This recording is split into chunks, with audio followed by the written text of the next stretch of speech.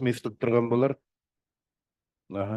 Бүгін біз енді осы Шамалған бекетіндегі Қазақ орта мектебімен кездесуімізді жалғастырғалы отырмыз.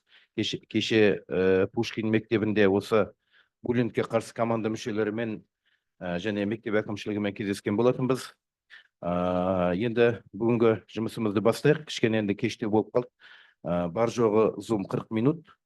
Сол себепті қазір осы Шамалған орта мектебі бойынша жаңағы есеп беретін адам кім екен? Сол кісіге сөз кезегін берсек.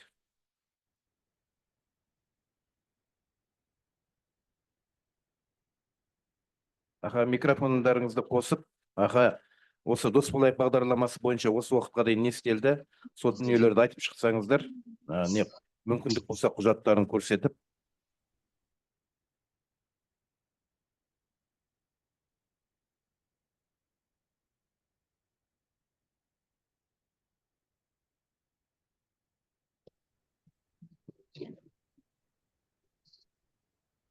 Шамалған орта мектебі кім дайындады?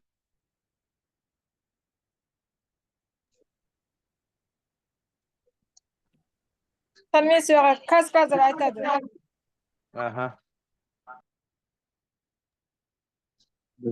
Сәлеметсіздер ме, қайырлы күн әріптестер. Дауысым естіліп тұр ма? Естіліп тұр, жақсы естіліп тұр.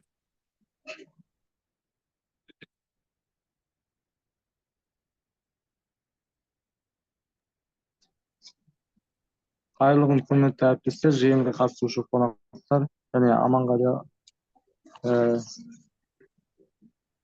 Дауысым естіліп тұр ғой, Естіліп тұр, Жақсы. Біз дос болайық жобасына Қарасай ауданы бойынша 2 мектепте осы жобаға кірген болатынбыз. Оның бірі осы Шамалған бекетіндегі жаңа Қазақ орта мектебі. Біздер жақын арада осы студенттермен өркен институтын біріккен Алматы облыстық өңірлік семинар өткізілді. Және жоғары деңгейде өтті. Барлығы әріптестер мақтап, бізге жаңағы ішкі жаңағы біздің жетістіктерімізді айтып, ерекшелігімізге тоқталып кетті. Сондай осы дос болайық жобасы аясында жоспар бекітілген бізде наурыз айынан осы желтоқсан айына дейін. Сол бойынша бірталай шаралар өткізілді. Қазір санап отырсақ 25 шара өткізілген екен. Соның негізгілеріне тоқталып кетейін. Дауысым естіліп тұр ғой, Естіліп тұр, айта беріңіз. Соның негізгілеріне оқу жылының басында, осы 2024-2025 оқу жылының басында жаппай ата-аналар жиналысы өткізілді. Оның мақсаты мынау балалар оқушылар арасындағы жалпы қауіпсіздік, соның ішінде жаңа жол қауіпсіздік ережесі, сондай-ақ жаңа балалар арасында буллинг, кибербуллингтің алдын алу тақырыбында жаппай ата-аналар жиналысы өткізілді. 24 қыркүйек күні. Оған 109 ата-ана қатысты. Жаңағы мектеп психологтары Дәулет Ярова мен Сыдыкова өздерінің психологиялық жаңағы жаттығуларын жасатып, шағымды атмосферамен жиналыс топқа бөлгізіп, тренинг түрінде әдемі өткізілді. Сондай-ақ екінші мынау ұйымдар бізде қыздар ұйымдары құрылған, яғни Айбын ұлдар ұйымы және Қызғалдақ қыздар ұйымы. Ол қыздар ұйымына ұлдарға бөлек, қыздарға бөлек мектепшілік жоғары сынып оқушыларға әсіресе 8, 9, 10, 11 сыныптарға жиналыс өткізілді. Тақырыбы осы жалпы қауіпсіздік, оқушылар арасындағы қауіпсіздікті қамтамасыз ету. Бұл жиналыс негізі кемінде 90-на бір рет өткізіліп тұрады. Онда жаңағы балалар қауіпсіздігі айтылады, жаңағы жолда жүру ережесі, өрт, су, жаңағы жер сілкінісі кезіндегі іс-әрекеттер, оқу формасы, сабаққа жалпы қатысу, кешікпеу, сондай-ақ діни экстремизмнің алдын алу мақсатында жаңағыдай тіркелмеген, мемлекетке тіркелмеген мешітке бармау, мемлекеттік тіркеуде болмаған жаңағыдай секта, жаңағы ұйымдарға бармау жөнінде кеңестер, ақпараттар беріледі оқушыларға. Осындай негізі күн тәртібінде осы мәселелер қаралып, осындай жиналыс 90-на кемінде бір рет өткізіліп тұрады. Сондай-ақ бізде осы орайда осы жерде айта кету керек, осы жиналысқа арнайы біздің мектеп инспекторы шақырылып отырды. Мектеп инспекторымыз жаңағы Динара. Наурыз және Динара деген мектеп инспекторы шақырып, арнайы қонақта болды. Сондай-ақ бізде мынау оқушылар арасында достық, татулықты арттыру мақсатында акция өткізілді. Екінші ол акция осы қыркүйек айының басында 10 күн аралығында, 2 қыркүйек пен 12 қыркүйек аралығында ұйымдастырылған екен. Достық, татулықтан басталады тақырыбында. Яғни мұнда көбінесе жоғары сынып оқушылары 10 мен 11 сыныпта өткізілді. Оқушылардың арасында қолайлы психологиялық климат құру, тұрғылықты қатынастарда кедергілерді жеңу, коммуникативті дағдыларды дамыту мақсатында осы акция ұйымдастырылып, оған оқушылар белсенді қатысты. Оның негізгі ұйымдастырушылары мектеп психологтары.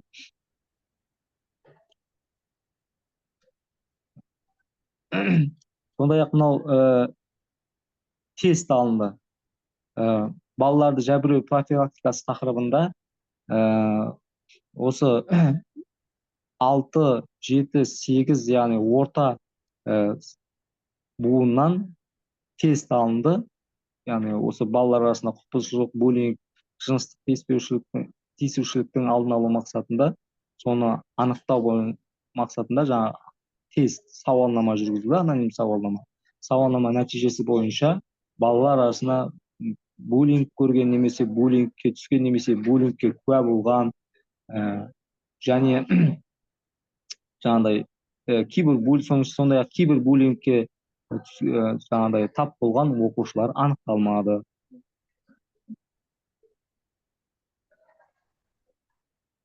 Сондай-ақ мектеп медбикесімен біріккен жұмыстар ұйымдастырылған. Яғни УРУ мектеп медбикесі жаңағы Қарасай аудандық жастар ұйымына жұқпалы аурулар кеңесінің жетекшілерін шақырып, ЖИТСқа қарсы, сондай-ақ жұқпалы түрлі ауруларға қарсы жаңағы бізде семинар өткізілді. Семинарға жастар денсаулық орталығының медбикесі Дастанбаева Әсел қатысты. Сондай-ақ Қарасай ауданы бойынша психологиялық қызмет бөлімінің басшысы Дана Бектұрғанова, жастар денсаулық орталығының балалар гинекологы Әсел Өтепбергенқызы қатысты. Осылардың қатысуымен бізде жалпы ұлдарға бөлек және қыздарға бөлек, сондай-ақ ақпараттық түсіндірме жұмыстары өткізілді, семинар өткізілді. Сондай-ақ буллинг және кибербуллингтің алдын алу тақырыбында ұлдар, қыздарға бірге бізде жаңағы үлкен акция өткізілді. Біздің мектепте буллингке жол жоқ акциясы. Бұл акция бізде бір айға уақыт жүргізілді. Яғни 20 қазаннан 20 қарашаға дейін. Яғни бүкіл әлемдік 20 қараша бүкіл әлемдік жаңағы балаларды қорғау күніне қарай осы акция ұйымдастырылған болатын. Осы акция бір ай бойы жалғасын тапты. Ол акцияда жаңағы арт терапия, яғни 5 сыныптар арасында арт терапия өткізілді. Өзінің суреттерін, яғни суреттер салып, қолмен арақамен, яғни краска, яғни түрлі түсті краскалармен жұмыс істеу арқылы баннерлерге жаңағыдай қол алақанымен жаңағыдай суреттер салып, бір-бірімен жаңағы футболкаларына суреттер салып, сондай үлкен іс-шара өткізілді.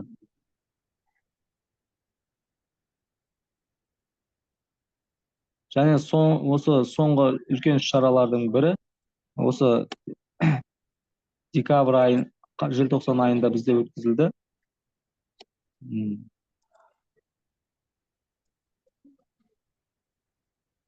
Соңғы желтоқсан айында өткізілген шара телефонсыз бір күнім, яғни балаларды осы телефоннан аулақ болуға, балаларды телефонсыз, яғни оқуға, кітапқа тарту мақсатында телефонсыз бір күнім тақырыбында үлкен акция өткізілді. Оған ата-аналар да тартылды. Көбінесе оған белсенді қатысқан мына бастауыш және орта буын оқушылары өте белсенді қатысып, үйінде яғни осы демалысқа шығардан алдын, яғни үйінде ата-анасымен бірге не жұмыс істейтін, яғни қолөнер бұйымдарымен айналысса, біреулері жаңа сурет салып, яғни өздерінің шығармашылық жұмыстарымен, яғни ол шығармашылық жұмыс ата-анасымен бірге отырып жасалынған видеороликтері, суреттері қашықтықтан ұйымдастырылды. Яғни соны біз мектептің ресми парақшаларына жариялады. Және енді осы шаралар барысында бізде қиындықтар кездескен жоқ емес, кездесті.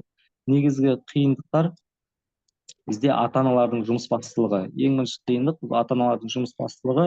Жаңағыдай іс-шараларға, дөңгелек үстел, коуч, семинар, тренингтерге ата-аналардың аз, яғни жеткілікті деңгейіміз кішкене аз қатысуы, яғни бір келсе ата-ана екінші жиналысқа келмей қалады деген сияқты. Яғни бұл жұмысбастылық ата-аналардың азынан кешке дейін жұмыста болу себебінен баласына жеткілікті деңгейде көңіл бөлінбей қалуы қаупі болды. Осы қиындық бізде болды. Және екінші қиындық бұл жауапсыз оқушы. Оқушылардың сабаққа деген белсенділігінің төмендігі, яғни ынтасы жоқ сабаққа, қызығушылық танытпау.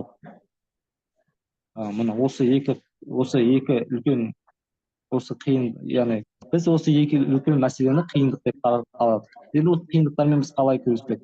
Енді ата-аналардың жұмысбасты ата-аналарды осы ортаға, әсіресе мектептің өміріне қарай тарту, баланың өміріне жауапты екенін сезіндіру мақсатында педагогикалық қолдау орталығы бізде құрылған болатын. Яғни Даналық мектебі ата-аналар педагогикалық қолдау орталығы және ата-аналар қауымдастығы. Міне екі осы орталық арқылы біз ата-аналардың жауапкершілігін арттырып, ата-аналарды балаға деген, әсіресе мектеппен үштік одақты қайта жандандырып, баланы тәрбиелеуде ата-ананың жауапкершілігін оятуға тырыстық. Және бұл бізге нәтиже берді. Жеткілікті деңгейде нәтижеге жете алдық. Екінші, мына жауапсыз оқушы балалардың балалардың сабаққа қызығушылығының төмендігін, енді оны қалай арттырамыз дегенде, біз осы акцияларды көбірек ұйымдастырдық. Яғни олардың бірігіп отырып жұмыс істеуі, сыныппен және сыныптан бөлек келесі параллель сыныптармен бірге жұмыс істеу, яғни жаңағыдай терапиялық ойындар арқылы ұйымдастырып, тренингтер, сосын кибердинг ойындары арқылы балалардың бір-бірімен тығыз байланыста, яғни бір-бірімен жақындастыру, ынтымақтастыру ойындары арқылы олардың сабаққа деген қызығушылығын оята алдық деп ойлаймыз. Енді 3-ші тоқсанда қазір сабаққа қатысу жақсы деңгейде басталды. Ұсыныстарымыз, біз бос болайық жобасын қолдаймыз. Бұл бізге қажет. Бұл бізге қажет деп шештік. Бұндай іс-шаралар оқушылар үшін, яғни оқушыларды кері байланыс алған кезде, осындай іс-шаралардың әсіресе осындай ойынды, терапия, тимбилдинг ойындарының көп болуын олар ұсыныс ретінде өздері солай берді. Соны жақсы қабылдады, осындай жиі болса да ұсыныстады. Яғни оларға әсіресе бірыңғай жалпы сабақ бағытымен кетпей, әсіресе сабақтарда осындай ойындарды кіргізіп. Дауысыңыз өте нашар естіліп жатыр. Дауысыңыз нашар естіліп жатыр. Яғни сабақтарға ойындарды кіргізу арқылы балалардың қызығушылығын арттырсақ, яғни баланың жауапкершілігі оянып, сабаққа деген қызығушылығы артады. Яғни баланың жауапкершілігі оянып, өзіне өмірге деген ұмтылысы, құлшынысы артады деген біз сондай шешімге келдік. сонымен біз осындай дос болайық бағдарламасын қолдап, оны жаңағы осы өзіміздің немізге жұмыс жоспарымызға енгіземіз деген шешімге келдік.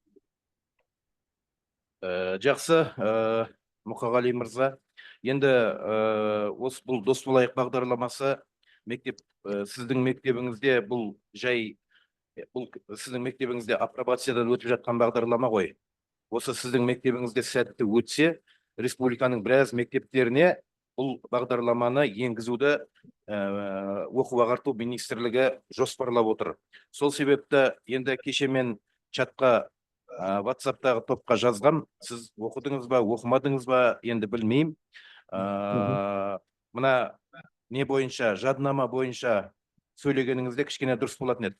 Әрине, ол сіздің мектебіңізде буллингке қарсы жұмыстың жүріп жатқанына ешқандай біздің күмәніміз жоқ. Бірақ енді мына осы дос болайық бағдарламасына қатысты нақты қандай жұмыстар жүрді? Мысалы шартты түрде мен айтайын. Мысалы педкеңес өткізілді мынандай күні. Оның хаттамасын сіздерге жібердік. Екінші, буллингке қарсы команда құру туралы мектеп директорының бұйрығы шықты. Бұйрық мінекей деп мына жерге көрсетсеңіз, бізге сол дұрыс болатын еді. Жалпы енді біз отчет барысында желтоқсанда сіздерден отчет алдық. Енді хаттама, бұйрықтар сіздерде бар деп тұр. Келесі мынау, енді мен сіздерде осы бағдарлама бойынша жүргізілмей жатқан жұмыстарды айтып кеткім келіп отыр. Енді егер уақытымыз бітіп қалып жатса, сіздер енді бір 15 минуттай кешігіп кірдіңіздер ғой. Мүмкін қайта зум ашып, бір 10-15 минут қайтадан кіресіздер, я? Егер аяқ астынан тоқтап қалып жатса. Мына сіздерде мынандай дүниелер жоқ. Мынау жәбірлеу оқиғаларын тіркеу журналдары жоқ екен. Сол журнал неге жоқ сіздерде? Осыған айта аласыз ба, Мұқағали мырза?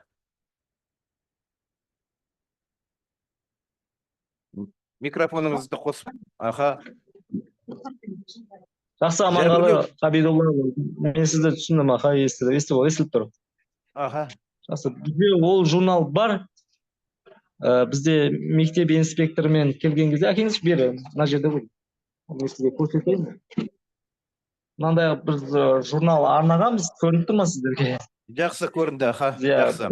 Яғни отчет жазғанда, түсінікті, отчет жазғанда осындай дүниелерге мұқият болу керек, олай болса. Ары қарай, білім беру ұйымы қызметкерлеріне арналған семинар материалдары. Енді осы жерде мына әдістемелік кабинет қатысып отыр ғой. Исатай Иманғалиұлы, сіз де тыңдап отырған боларсыз. Осы мәселе мына Алматы облысы бойынша бірде-бір мектепте жоқ. Енді біз вебинарлар барысында бұны әбден жан-жақты түсіндірдік. Ал осы жұмыс неге жүргізілмеді, дос болайық бойынша? Сіздің мектебіңізде мына білім беру. Ал енді екінші педагогтерге арналған семинар, бұл да тек бір мектепте ғана бар, 6 мектептің. Егер біз осы семинарларды, енді ол семинар болама, тренинг болама, дөңгелек үстел болама, егер біз оны өткізіп, сол мектептегі педагогтерге, сол мектепте жұмыс істейтін басқа қызметкерлерге осы бағдарламаны түсіндірмесек, онда ол бағдарлама қалай толыққанды осы мектепте жүріп жатыр деп айта аламыз ба? Мұқағали мырза. Ал неге жүргізбедіңіздер осыны?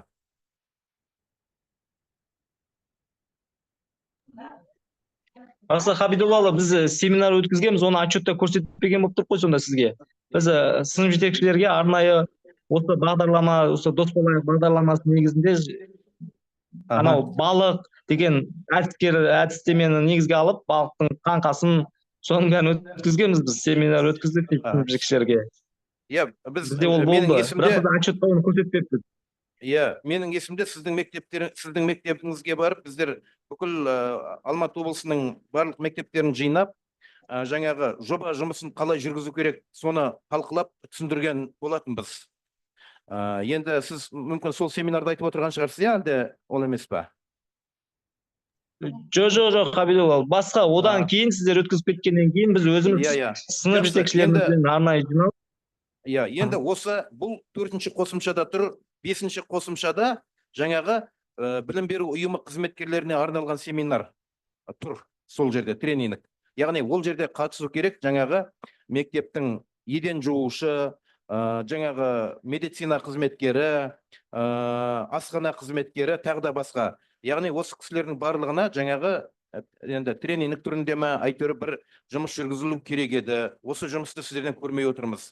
Енді қайталап айтам, бұл осы Алматы облысының бірде-бір мектеп өткізбеген бұны. Яғни түсінбей жатырсыздар ма, әлде қиындық болып жатыр ма? Осы мәселені ашып айтсаңыздар, біз сіздерге нақты осы жұмысты қалай жүргізу керек, егер қажет болса, әдістемелік көмек ұйымдастыруға біз дайынбыз. Келесі, мынау Дос болайық бағдарламасы аясында 1-11 сынып оқушыларының әлеуметтік эмоционалдық дағдыларын дамыту бойынша жүргізілетін сабақтар бар. 7-ші қосымшада сабақтың кәдімгі разработкасы толық дайындалған. Ал осы да сіздің мектебіңізде жүргізілмеген.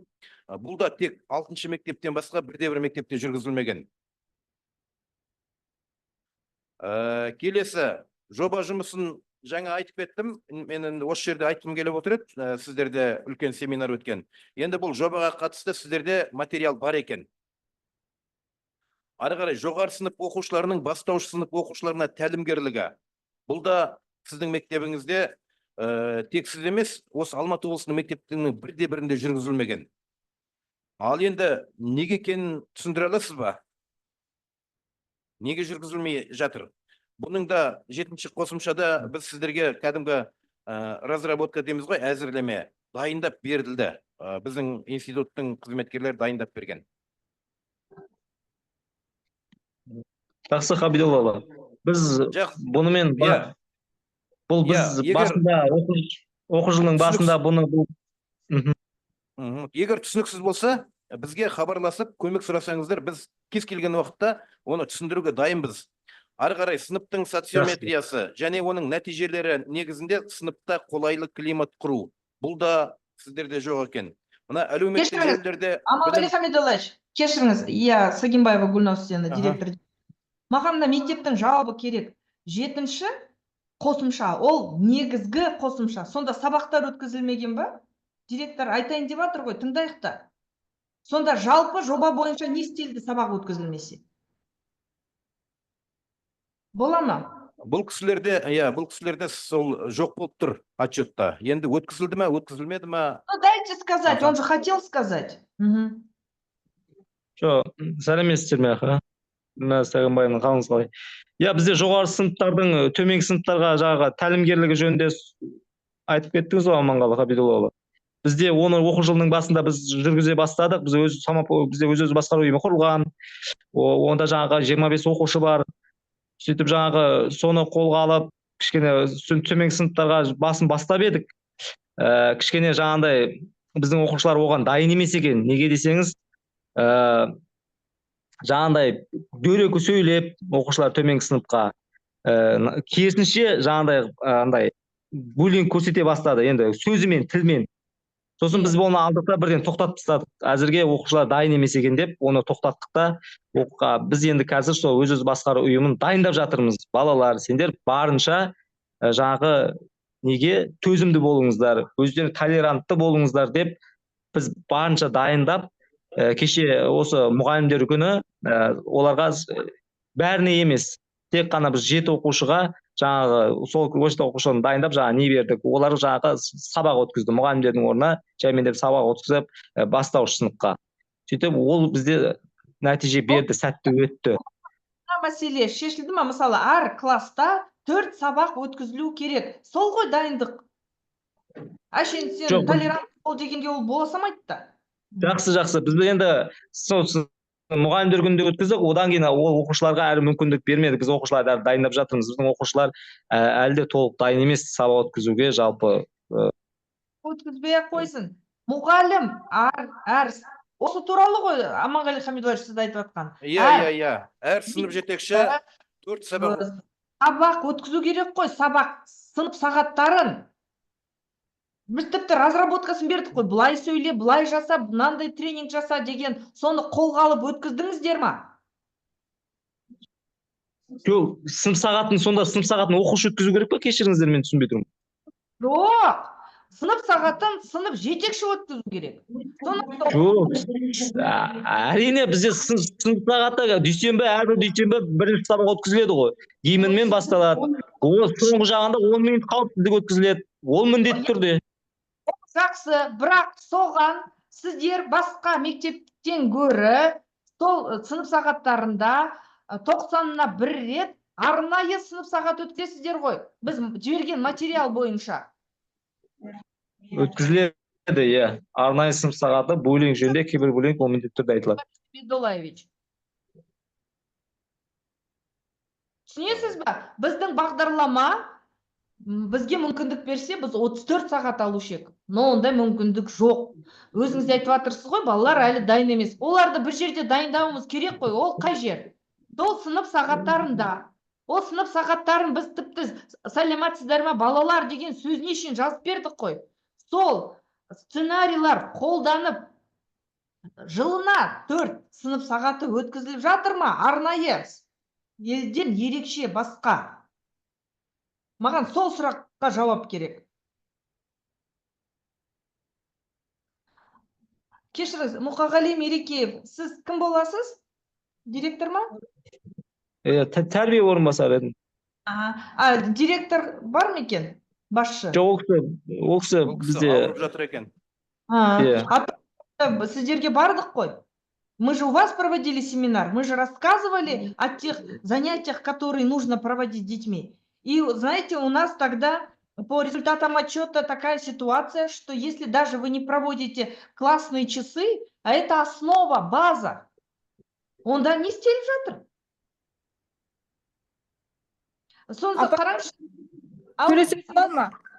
Да, конечно.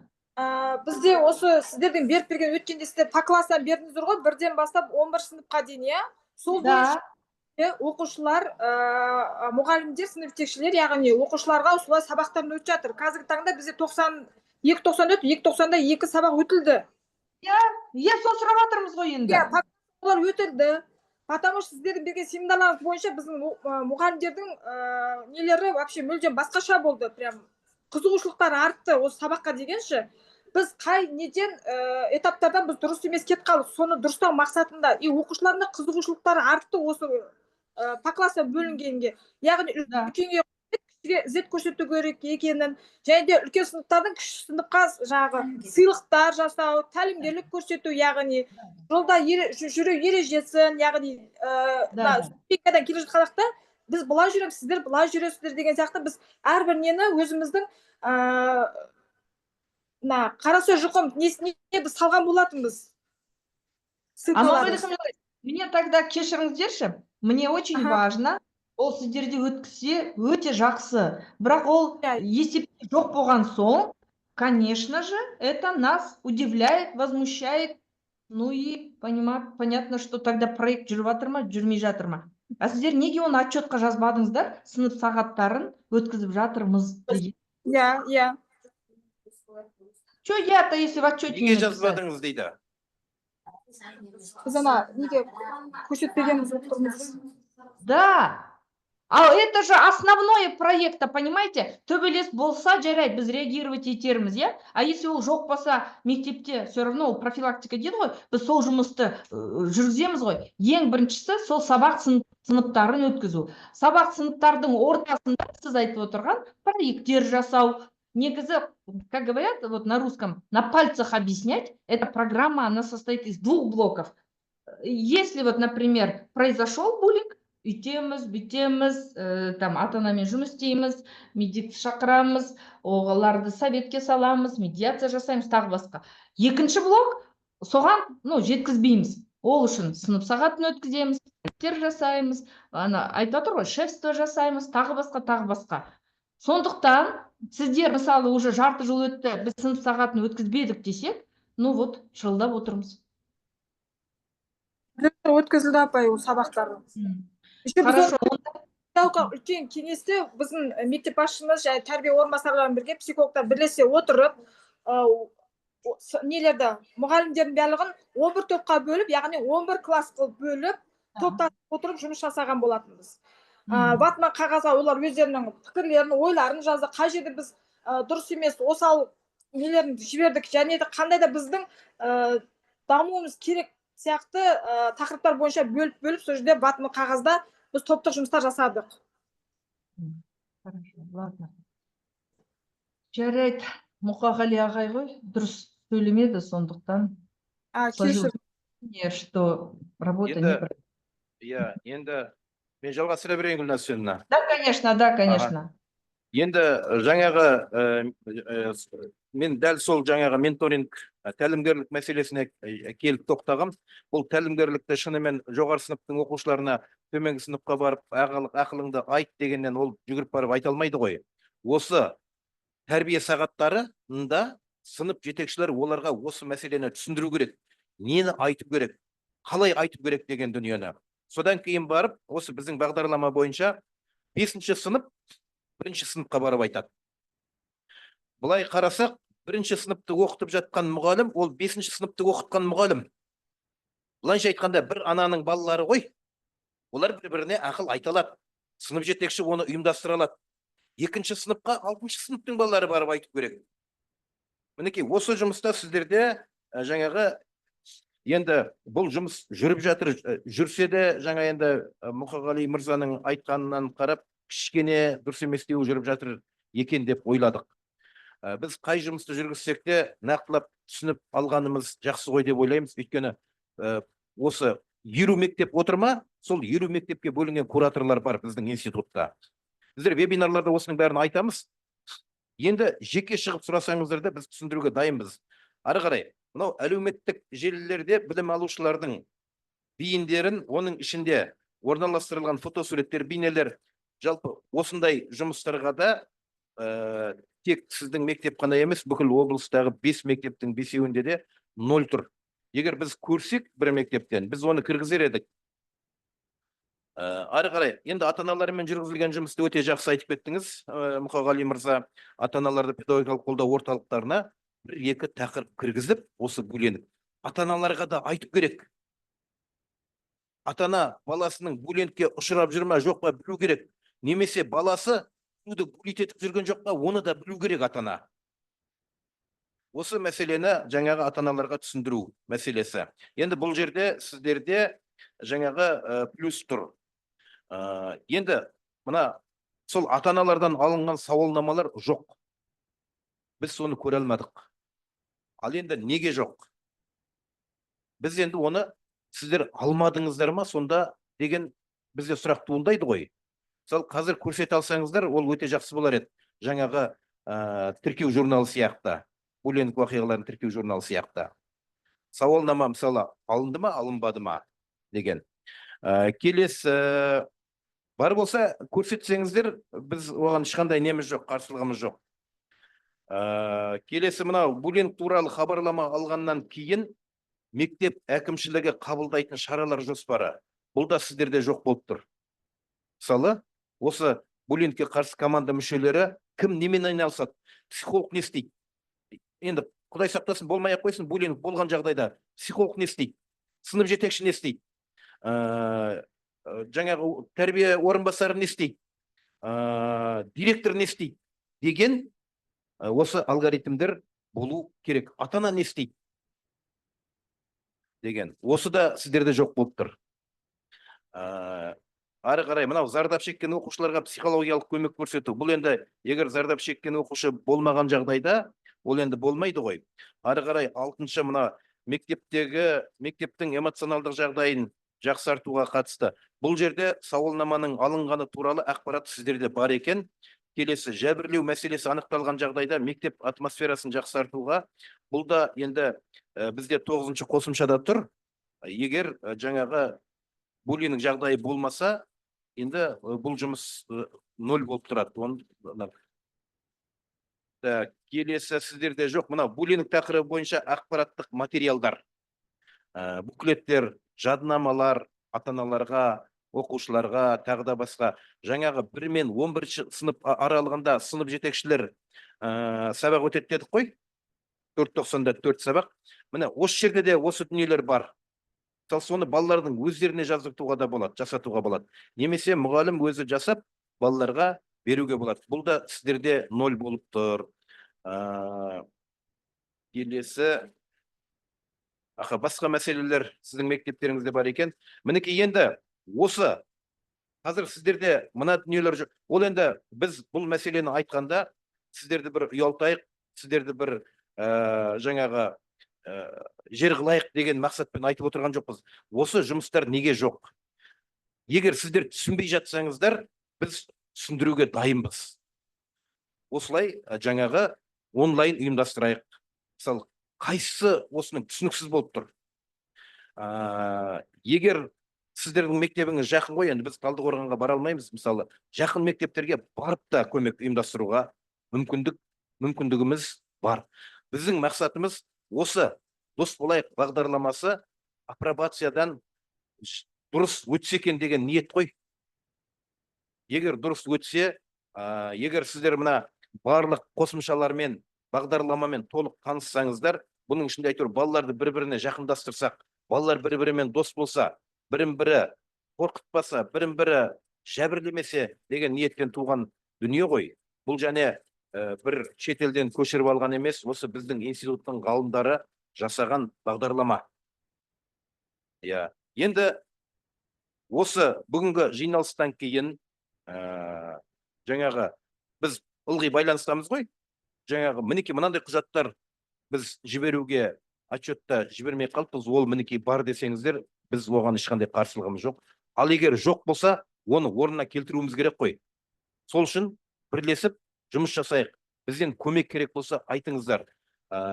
Енді сіздерден апта сайын дос болайыққа байланысты кеше оқу ағарту министрлігінен не келді хабарлама. Апта сайын алып тұрыңдар мектептерден отчет деген. Енді оның кестесі жасалып, сіздерге апта сайын сол кестені толтырып тұратын боласыздар енді.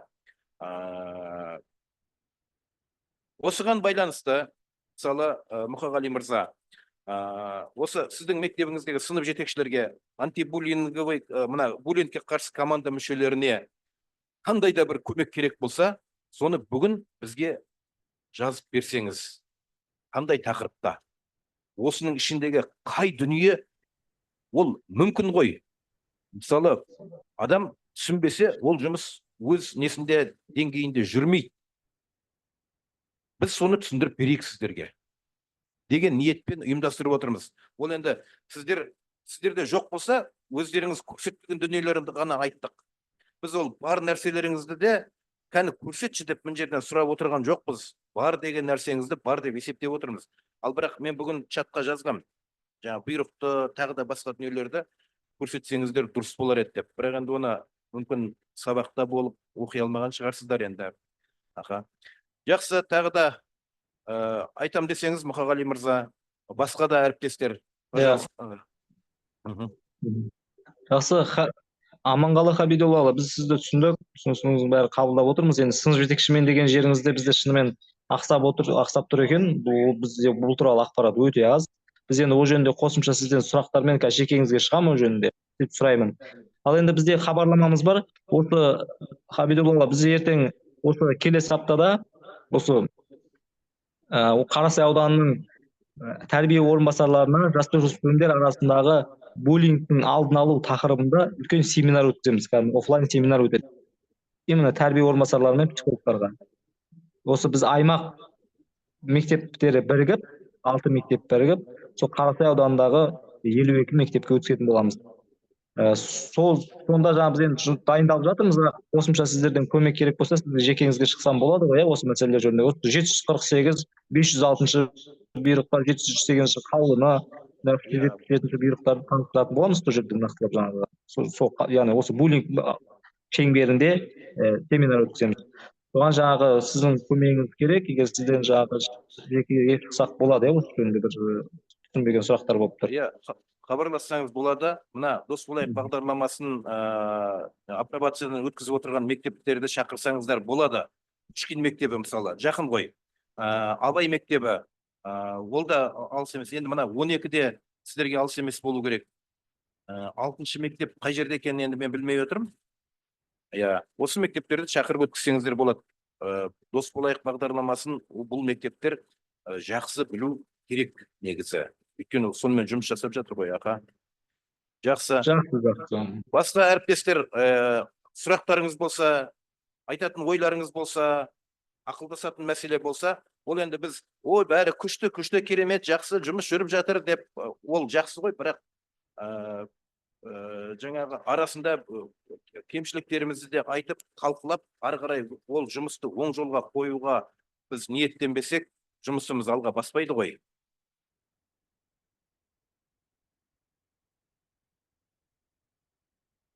Жақсы, қатысып отқан әріптестер, айтатын ойларыңыз, пікірлеріңіз болса,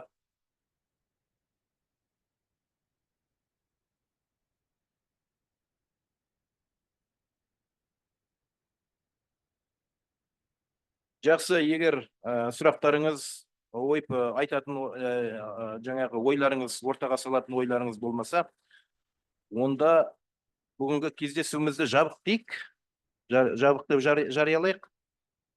Қош сау болыңыздар. Тағы да қайталап айтамыз, біз кез келген уақытта дос болайық бағдарламасына қатысты қандай сұрақтарыңыз болса, соны жан-жақты түсіндіруге біз қай кезде де дайынбыз.